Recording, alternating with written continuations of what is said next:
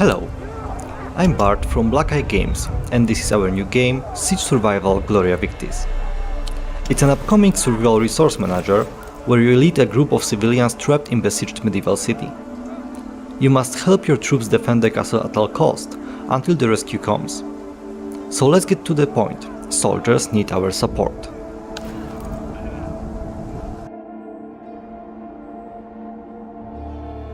As we realize at the beginning of day 7, the defenders are blind. They have no clue about the next moves planned by the enemy. They tried to collect intel but failed, and now we must help them. We do not have enough manpower to do so, but hopefully we will be able to do something about that on this playthrough.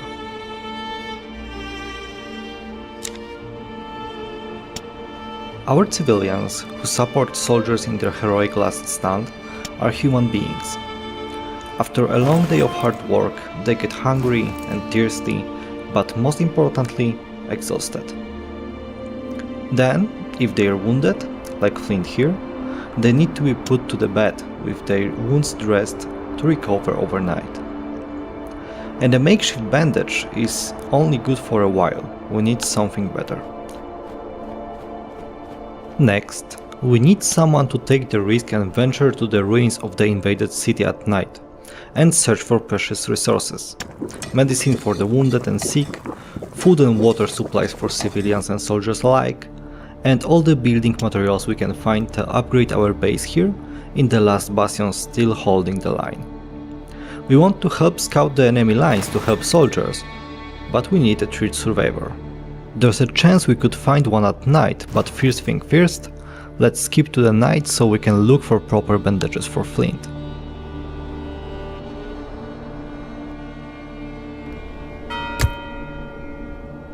Our goal is to gather supplies we desperately need to solve the bastion problems, and possibly find someone to join us as we have too few people in the castle right now to keep up. The wounded character will stay in bed to not get worse, while the other one will go scavenging, but no one can really scout enemy lines now. On the map view, we can check the resources we can find in various areas of the city to determine our plan for the night. This time, we will take a shovel with us, in case we will find an obstacle that would need clearing.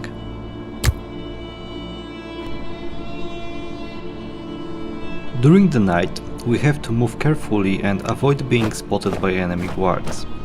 Our civilians do not have fair chances to fight the warriors who are patrolling the city. That is why we will do our best to gather supplies undetected.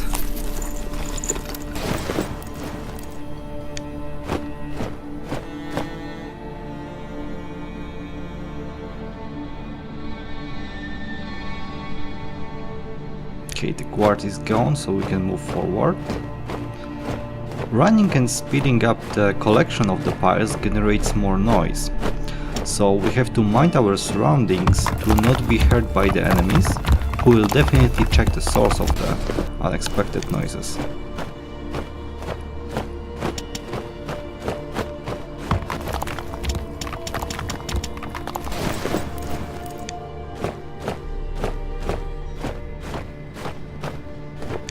In the city, we can find various obstacles that may require special items for their removal. Here we can see a rotting corpse that is not blocking our passage, but may cause a disease if we decide to push through the toxic fumes. We do not have a torch with us to deal with it right now, but with having a shovel in our backpack we can remove the ramage that is blocking access to the next area.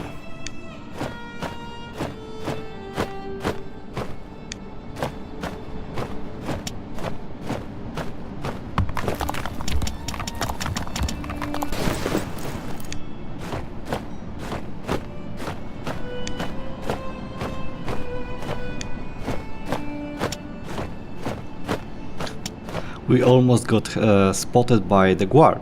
Luckily, there was a hiding place nearby, and we were able to escape from danger. Let's wait for a while for the guard to move away to continue our mission.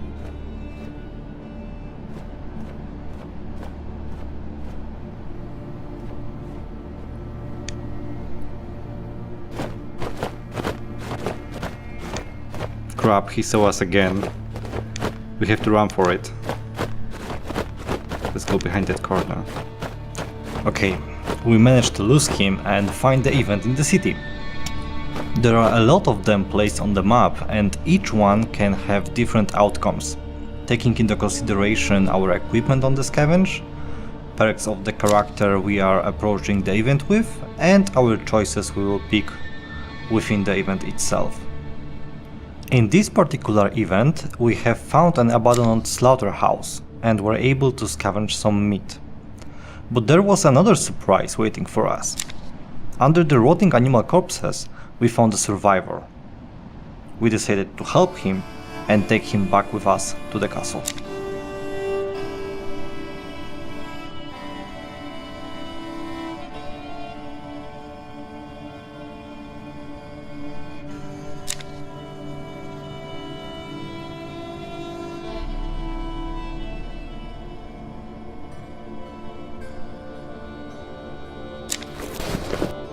And here we are on the beginning of the next day. Event we encountered in the night allowed us to add a new recruit to our caster crew, and now we have enough people to manage our keep and to use as a scout when the night falls again, while we still have someone who can rest at base camp and be fit for the next day. Knowing when the next battle comes and what will be the power of the attack, we can prepare immensely.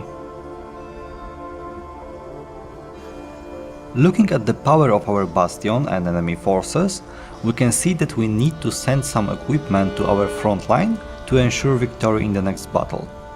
This time we will send some arrows, bricks and ballista parts, as well as some melee weapons to make our strength higher than the enemy.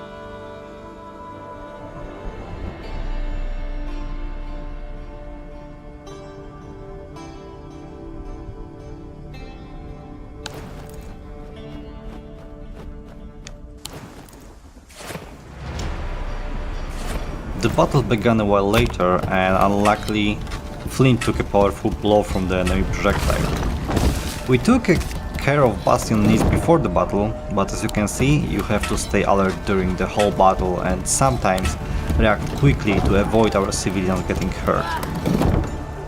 Sometimes we also have to react right away to a skirmish outcome, repairing the broken equipment or sending other supplies in a heat of battle.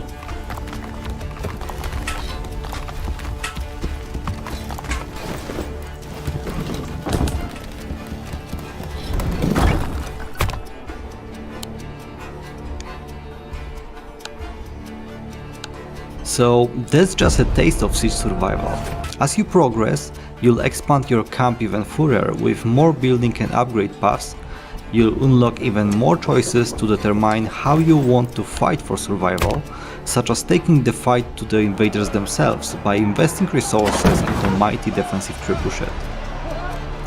Do whatever it takes to survive the siege, but know your choices will never be easy and you will have to make literal life and death choices.